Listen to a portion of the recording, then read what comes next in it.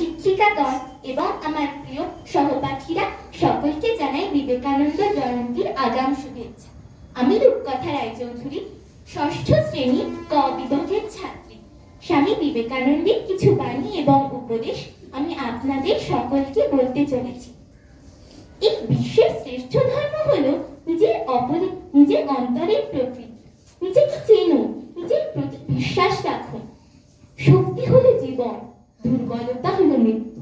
সম্প্রসারণ হলো জীবন, সংকোচন হলো মৃত্যু। প্রেম হলো জীবন, ঘৃণা হলো মৃত্যু। সত্যকে হাজার ভাবে বলা যেতে পারে, কিন্তু সত্য একটাই। মন ও মস্তিষ্কের মধ্যে ঝামেলা হলে সবসময় নিজের মনকে অনুসরণ করো। যদি সত্যি মন থেকে কিছু করতে চাও তাহলে পথ পাবে, আর যদি না চাও তাহলে অজুহাত পাবে। উঠো, জাগো এবং লক্ষ্যে না পৌঁছানো পর্যন্ত থেমো না।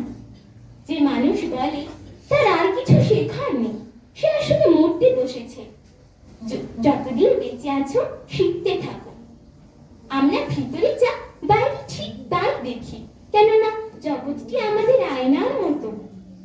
অপরকে পাপী বলাই হলো সব থেকে গর্হিত কাজ। সত্যের জন্য সবকিছু ত্যাগ করা যায়, কিন্তু কোনো কিছুর জন্য সত্যকে ত্যাগ করা যায় না। নমস্কার।